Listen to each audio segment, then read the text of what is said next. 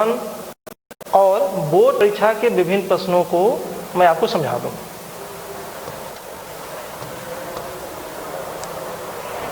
मैं अपनी बात शुरू करूं इसके पहले हम एक छोटे क्लास में जाते हैं, क्लास 8th या 9th में। छोटे क्लास में आपके सामने एक प्रश्न आया होगा अक्सर कि x² - 25 अपान x - 5। मैं आपसे कहूं कि x बराबर 5 पर इसकी वैल्यू क्या होगी, इसका मान क्या होगा। जो बच्चे सीधे x बराबर 5 इसमें भरेंगे वो क्या पाएंगे, वो पाएंगे 25 - 25 5 - 5 = 0/0। क्या 0/0 1 है? नहीं, 0/0 1 नहीं है। इसे कहा गया अनिर्धार्य रूप, जिसको कि आपने कक्षा 11 में पढ़ा होगा। जिन बच्चों ने इसका गुणनखंड कर लिया x - 5 x + 5 x - 5, इसको इससे काट लिया, वो पा जाएंगे क्या, x + 5। अब इसमें अगर वो x का मान 5 भरेंगे तो वो क्या पाएंगे, वो पा जाएंगे 10। अब छोटे क्लास के बच्चों के लिए एक बड़ा इंपॉर्टेंट क्वेश्चन हो जाता है उनके लिए कि जब हम x का मान सीधे 5 भर रहे हैं तो हम पा रहे हैं 0/0, और जब हम गुणनखंड करके काट के x का मान 5 भर रहे हैं तो हम लोग पा रहे हैं 10। आखिर ऐसा क्यों हो रहा है? तो छोटे क्लास के बच्चे इस बात का जवाब नहीं दे पाते हैं। अगर आप चाहते हैं कि इस बात के जवाब आपको मिले इस क्लास 12 में आके, तो आपको हमारे साथ सततता का चैप्टर बहुत सावधानी से पढ़ना होगा। देखिए, फर्स्ट ईयर में आपने सीमा को बहुत कायदे से पढ़ा होगा, ऐसा मुझे उम्मीद है। कक्षा 11 की बात मैं करूं, मैं एक फलन आपके सामने लिखा हूं, f(x) = x² - 25 अपान x - 5। मैं इसकी जरा लिमिट निकालूं, लिमिट कौन सी, limit x tending to 5 f(x). अगर मैं इसकी बात करूं, इसको निकालना आपको क्लास 11 में सिखाया गया है, तो आपको क्या मिलेगा, limit x tending to 5 x² - 25 upon x - 5। Factor करके जब आप काटेंगे तो क्या पाएंगे, आप पाएंगे limit x tending to 5 x + 5, और आंसर मिलेगा आपको 10। लेकिन जब x बराबर 5 पर फलन का मान निकालेंगे तो आपको क्या मिलेगा, f(5) = 0/0। ध्यान देंगे, यह जो चीज हमने निकाला है यह x बराबर 5 पर सीमा का मान है। यह जो मान हमने निकाला है वो x बराबर 5 पर फलन का मान है। आपने देखा कि सीमा का मान और फलन का मान यहाँ पर बराबर नहीं है। तो एक बड़ी इंपॉर्टेंट बात यह है कि अगर किसी फलन के किसी बिंदु पर सीमा का मान निकाला जाए और उसी बिंदु पर फलन का मान निकाला जाए तो वो दोनों आपस में बराबर हों, यह कोई जरूरी नहीं है।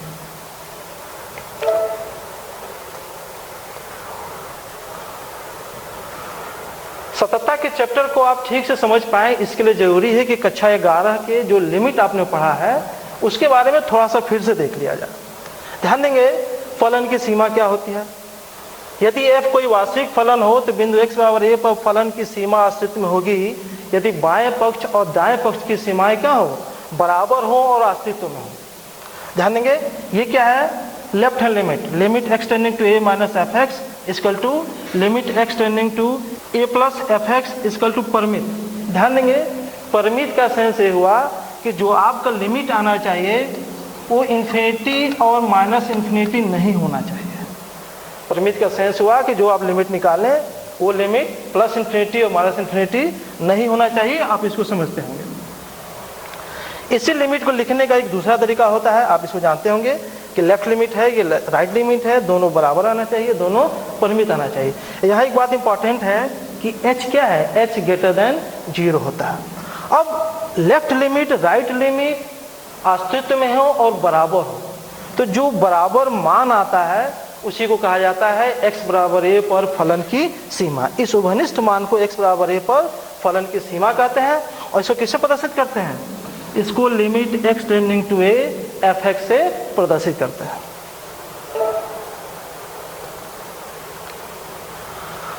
अब फर्स्ट ईयर में कुछ महत्वपूर्ण सीमाएं हैं जो बार बार आपने इस्तेमाल किया होगा फर्स्ट ईयर में, यहाँ भी हम कई जगह इस्तेमाल कर सकते हैं। Limit x tending to 0 sin x by x बराबर 1, limit x tending to 0 tan x by x बराबर 1, limit x tending to 0 1 minus cos x बटे x बराबर 1, limit x tending to a x के पावर n माइनस a के power n upon x minus a equal to n a के power n minus 1।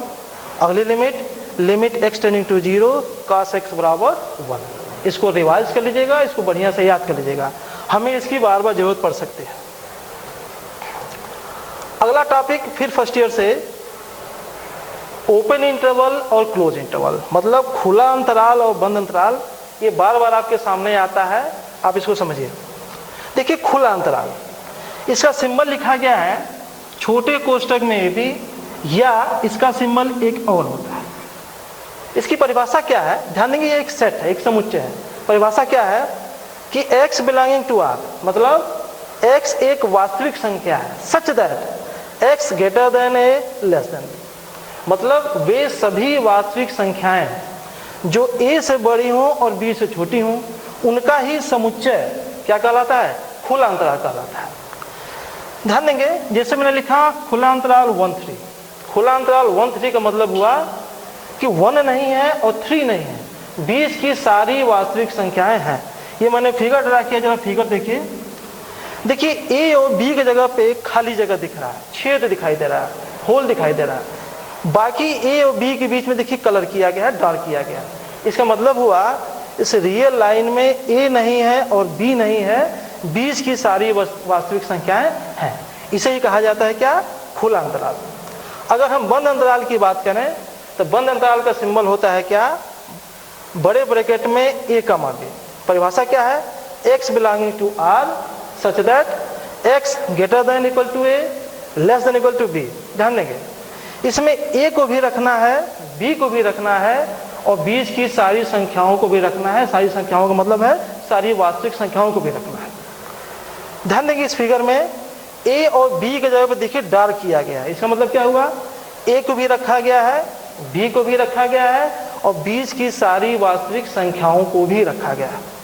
उदाहरण के तौर पे ये देखिए बंद अंतराल 1 3। बंद अंतराल 1 3 का मतलब हुआ 1 भी लेना है, 3 भी लेना है और 20 की सारी वास्तविक संख्याएं भी लेना है। 2,5 2 भी लेना है, 5 भी लेना है, 20 की सारी वास्तविक संख्या भी लेना है। आप इसको ऐसे भी सोच सकते हैं, जैसे मैं जिस कमरे में खड़ा हूँ या आप जिस कमरे में बैठे हों, उसमें अगर दोनों दीवारें ले ली जाएं और बीच का सारा जगह ले लिया जाए तो बंद अंतराल है। मतलब इधर का दीवार और बीच की पूरी जगह। खुला अंतराल क्या होता है, ये दीवार हटा दिया जाए, ये दीवार हटा दिया जाए, मतलब इस दीवार की हम बात ना करें तो बीच का जो जगह दिखाई देगा उसे कहते हैं खुला अंतराल। अगला इंपॉर्टेंट चीज, अर्ध खुला या अर्ध बंद अंतराल। देखिए आप इमेजिन करिए कि कमरे का दरवाजा बंद है, तो बंद है तो उसको बंद अंतराल समझिए, कमरे का दरवाजा खुला है तो उसको खुला अंतराल समझिए। लेकिन ऐसा हो जाए कि एक दरवाजा बंद कर दें और एक दरवाजा खोल दें, तो उसको क्या कहेंगे आप कहेंगे दरवाजा अर्ध खुला है या कहेंगे दरवाजा अर्ध बंद है। उसी प्रकार से हमारे पास क्या है, अर्ध खुला या अर्ध बंद अंतराल। नाम से जाहिर है कि एक तरफ खुला होगा, दूसरी तरफ बंद होगा। ध्यान देंगे, ये खुले अंतराल का सिंबल है, ए इसमें नहीं है लेकिन बी है। दूसरा सिंबल क्या है, ए ओपन है, बी क्लोज है, मतलब ए नहीं है और बी है, बीच की सारी संख्याएं हैं। अगर परिभाषा देखा जाए तो x such that x belongs to r, मतलब x वास्तविक संख्याओं का समुच्चय है। कैसी वास्तविक संख्याएं, x a से बड़ा है, b या b से छोटा है। ध्यान देंगे, a नहीं लेना है, b लेना है और a और b के बीच की सारी वास्तविक संख्याओं को लेना है। ये अर्ध खुला या अर्ध बंद इसको भी बोल सकते हैं। नीचे देखिए, ऊपर नीचे में फर्क क्या है कि इसमें लेफ्ट में खुला था, राइट में बंद था। यहाँ क्या है, लेफ्ट में बंद है, राइट में खुला है, दोनों सिंबल एक ही है। परिभाषा क्या है, x such that x belongs to r, x greater than equal to a, x less than b। मतलब ए लेना है, बी नहीं लेना है, और बीच की सारी वास्तविक संख्याओं को भी कंसीडर करना है, लेना है। फिगर देखिए, एक जगह पे हालो है, खाली है, छेद है, ए नहीं लेना है, बी लेना है, बी मतलब देखिए यहाँ डार्क है, और बीच के सारे वास्तविक संख्याओं को लेना है। तो इधर से ओपन है, इधर से क्लोज है, इसको आप अर्ध खुला चाहे अर्धबंद बोल सकते हैं। सेम सिचुएशन यहाँ भी है, लेफ्ट में बंद है, राइट में खुला है, ये भी क्या है, अर्ध खुला या अर्धबंद अंतराल है। देखिए 1,3 लेफ्ट में खुला है, राइट में बंद है। इसमें देखिए लेफ्ट में बंद है, राइट में खुला है, तो ये अर्ध खुला या अर्धबंद अंतराल है। अब एक बहुत इंपॉर्टेंट चीज बच्चे अक्सर पूछते हैं या बच्चे कंफ्यूज होते हैं कि ये इन दोनों में क्या फर्क है, मतलब कि बंद अंतराल 1,3 और समुच्चय 1,3 में क्या अंतर है। बच्चों समझिए आप, ये एक समुच्चय है जिसमें सिर्फ 1 है और 3 है, सिर्फ और सिर्फ 1 और 3। यह एक अंतराल है, अंतराल भी एक समुच्चय। ध्यान देंगे ये अंतराल है, देखिए सेट के रूप में लिखा गया है, इसलिए अंतराल भी एक सेट है। लेकिन इस अंतराल या इस सेट की खासियत क्या है, इसमें 1 भी है, इसमें 3 भी है, और बीच में तमाम सारे वास्तविक संख्याएं हैं, 1.1, 1.2, 1.3, 2.9, 2.5। तो इसमें 2 ही पॉइंट है, इसमें बहुत ढेर सारे पॉइंट्स हैं। देखिए फर्स्ट ईयर का इन टॉपिक को रिवाइज करने के बाद अब हम इस लायक हो गए हैं कि सततता की बात हम कर सकते हैं। ध्यान देंगे, एक अचर बिंदु पर कोई फलन सतत कहलाता है अगर उस बिंदु के लेफ्ट राइट या अगल बगल में या पड़ोस में उस वक्र को खींचें और आपको कलम न उठाना पड़े। ध्यान देंगे, जैसे आपने देखा होगा y² = 4x एक परवलय है, इसका फिगर भी आपने बनाया होगा छोटे क्लास में। ये देखिए, अब मैं इसको यहां से शुरू करूं तो मैं ये खींच सकता हूं, मुझे कलम उठाने की जरूरत नहीं है, इसलिए सतत फलन है। इस फिगर में देखिए y = fx एक फिगर ड्रा किया गया एक फलन का। अगर मैं यहाँ से कलम उठा के इसको खींच लूँ, देखिए मुझे कलम उठाने की जरूरत नहीं पड़ी है। तो देखिए एक अचर बिंदु पर कोई फलन सतत कहलाता है यदि उस बिंदु के आसपास फलन के आलेख को हम कागज की सतह से कलम उठाए बिना खींच सकते हो, यही सततता है। ध्यान देंगे, अगर हम आगे बढ़ें, यह परिभाषा एक तरह से व्यवहारिक परिभाषा है। यदि f वास्तविक संख्याओं के किसी उपसमुच्चय में परिभाषित एक फलन है तथा C प्रांत का एक बिंदु है जहां की फलन परिभाषित है, तो C पर फलन संतत या सतत कहलाता है। कब? जब limit x tending to C fx = fc, अर्थात बिंदु C पर फलन की सीमा फलन के मान के बराबर होना चाहिए। देखिए इस चैप्टर का, इस लेक्चर का जो सबसे इंपॉर्टेंट लाइन है वो यही लाइन है, यानी फलन बिंदु C पर सतत तब कहा जाएगा जब C पर लिमिट का मान और C पर फलन का मान आपस में बराबर हो। अगर ऐसा होता है तभी फलन सतत कहा जाएगा, नहीं तो फलन सतत नहीं कहा जाएगा। अब मैं आगे बढ़ूं, यदि सीमा के स्तर पर विस्तृत रूप में जाएं तो हम कह सकते हैं कि बिंदु x = C पर बाएं पक्ष की सीमा, दाएं पक्ष की सीमा तथा फलन का मान अस्तित्व में हो तथा बराबर हो तो फलन बिंदु x = C पर संतत कहलाता है यदि limit x tending to C - fx equal to limit x tending to C + fx बराबर fc बराबर परमिट। ध्यान दीजिएगा, आपके मन में आया कि ये चीज कहां से आ गया, तो मैं आपको थोड़ा सा डिटेल बताऊं। देखिए फलन fx x = C पर सतत कब होता है, तो मैंने आपको बताया कि limit x tending to C fx = fc। मैंने कंडीशन आपको बताया क्या, कि बिंदु x = C पर सीमा का मान अगर फलन के मान के बराबर हो तो फलन x = C पर सतत कहलाता है।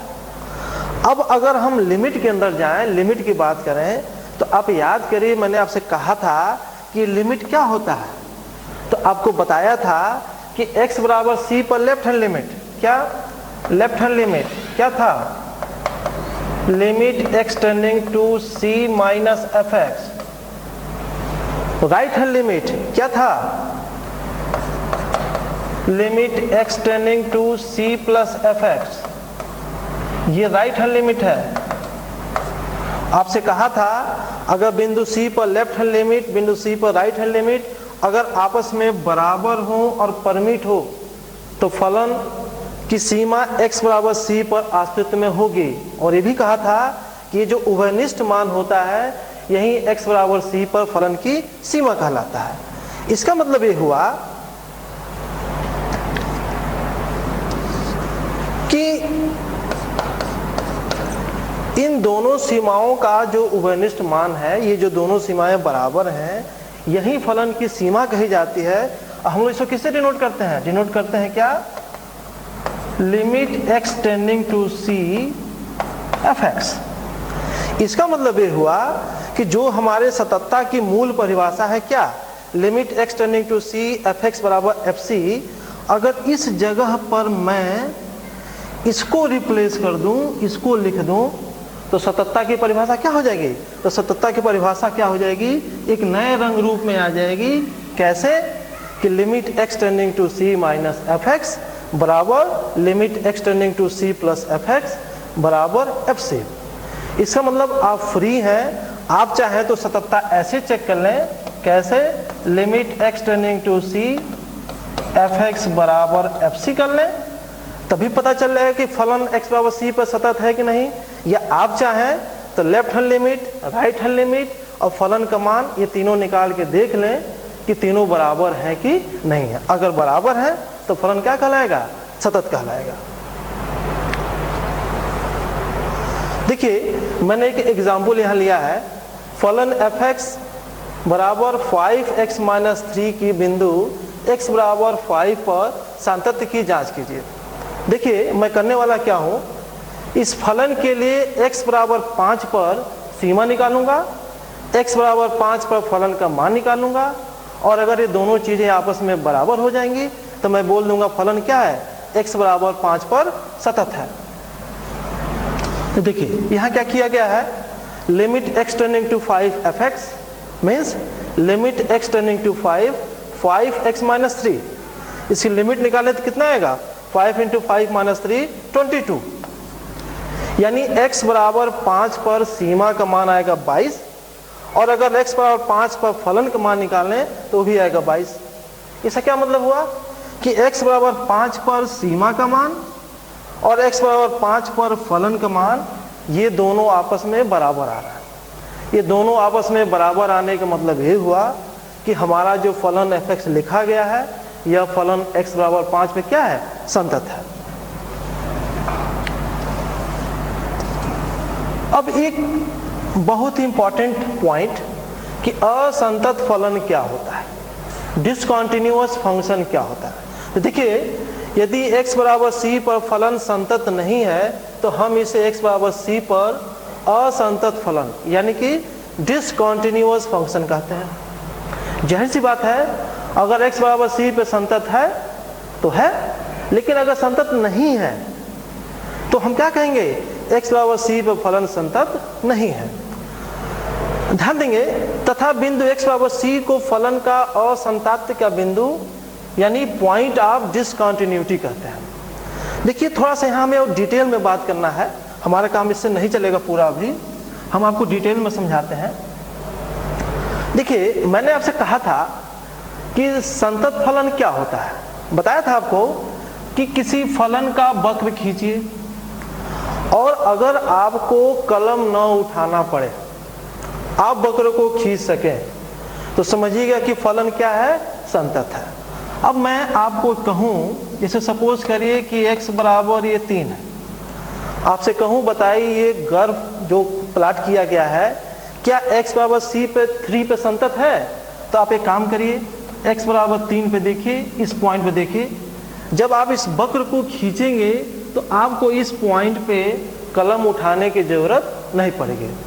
लेकिन मैं अगर इसमें एक चेंजिंग कर दूं और मैं ऐसे बना दूं, अब आपसे कहूं इस वक्र को जरा प्लॉट करिए। तो जब आप प्लॉट करेंगे तो इस बिंदु पर बिना कलम उठाए आप प्लॉट नहीं कर पाएंगे, कलम आपको उठाना ही पड़ेगा। इसका मतलब ये हुआ कि हमारा यह फलन x बराबर 3 पर संतत नहीं है।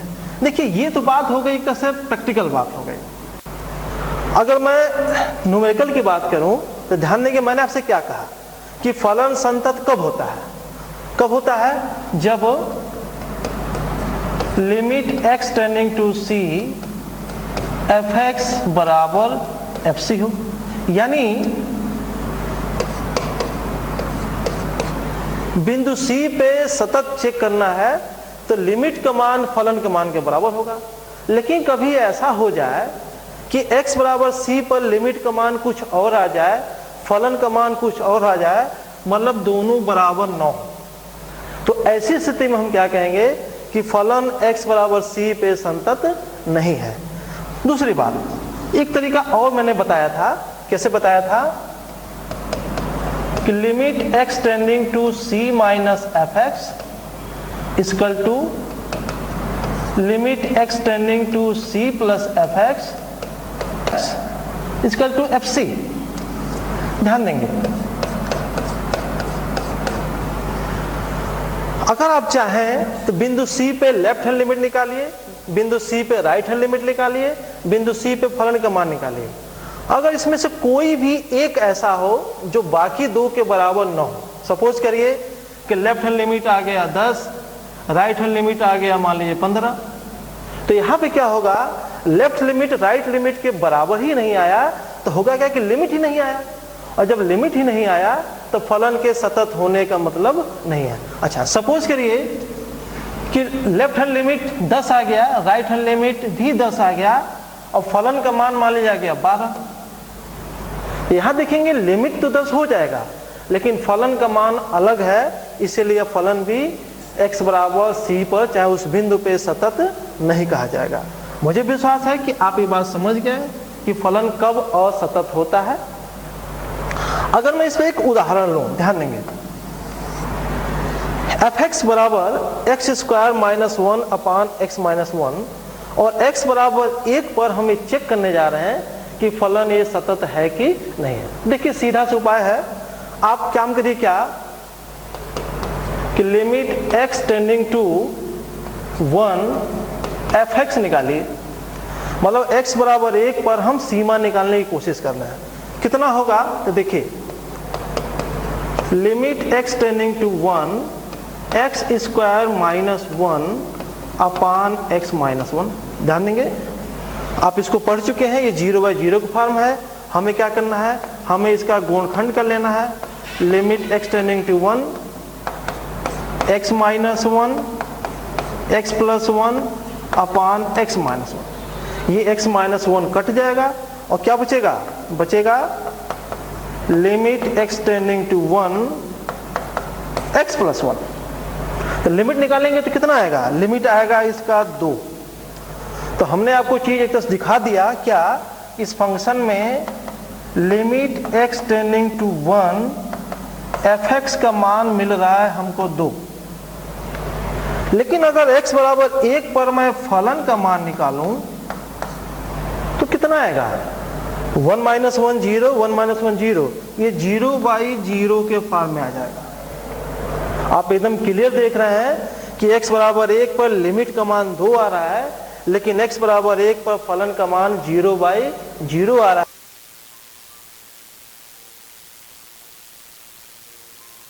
मतलब क्या हुआ? यह फलन देखिए बराबर नहीं हुआ, इसका मतलब हुआ यह फलन x बराबर 1 पर संतत नहीं है। मैंने इसका ग्राफ भी देखिए प्लॉट कर लिया है। अगर ग्राफ की बात मैं करूं तो ध्यान दीजिएगा, ये ग्राफ खींचा गया है और x बराबर 1 पे देखिए यहाँ होल दिखाई दे रहा है। इसका मतलब ये हुआ कि x बराबर 1 पे देखिए लाइन जा रही है, ये लाइन यहाँ पे छेद हो गया, यानी लाइन का वह पोर्शन वहां से क्या हो चुका है? गायब हो चुका है। तो इस कर्व में अगर आप इस लाइन को खींचने की कोशिश करें तो आप पाएंगे कि लाइन खींचते चले जाएंगे, लेकिन इसके बाद जब आप आगे बढ़ेंगे तो आपको कलम उठाना पड़ेगा। इसका क्या मतलब हुआ यह वक्र जो कि एक स्ट्रेट लाइन है, एक सरल रेखा है, ये x बराबर 1 पर सतत नहीं है, यानी कि असतत का पॉइंट है। अगर हम आगे बढ़ें,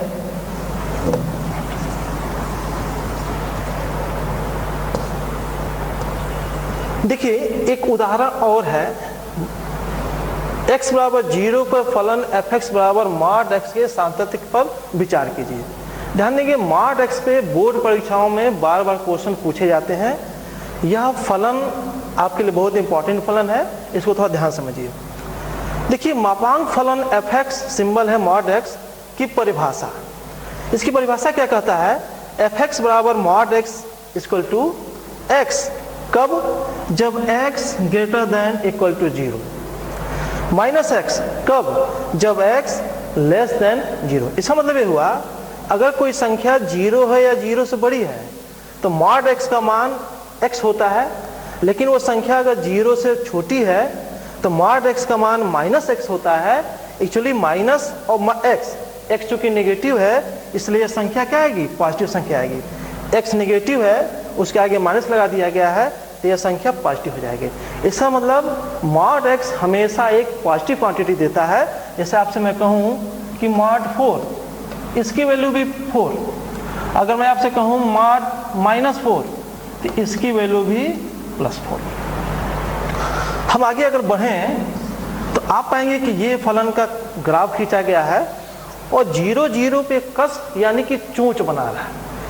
इस mod फलन की खासियत होती है कि 0 0 पे ये चोंच बनाता है। हम अगर बात करें लेफ्ट हैंड लिमिट की बात करें तो ध्यान देंगे limit h tending to 0 f(0 - h), ये लेफ्ट हैंड लिमिट में निकाल रहा हूं, कितना आएगा? Limit h tending to 0 f - h, यानी limit h tending to 0 mod -h, और mod की परिभाषा से क्या हो जाएगा? ये प्लस हो जाएगा। तो कितना हो जाएगा? Limit h tending to 0 h, यानी कि 0। तो आपको मैंने यहाँ यह दिखा दिया क्या कि ये जो फलन है उसकी लेफ्ट हैंड लिमिट कितनी है? तो लेफ्ट हैंड लिमिट आ रहा है 0। अब अगर हम राइट हैंड लिमिट की बात करें, ध्यान देंगे राइट हैंड लिमिट की बात करें तो कितना होगा? Limit h tending to 0 f(0 + h), मतलब limit h tending to 0 mod h, और इसका मतलब क्या हुआ? इसका मतलब हुआ limit h tending to 0 h, और ये दे देगा 0। मतलब लेफ्ट हैंड लिमिट 0 आ गया और राइट हैंड लिमिट कितना आ गया? ये भी 0 आ गया।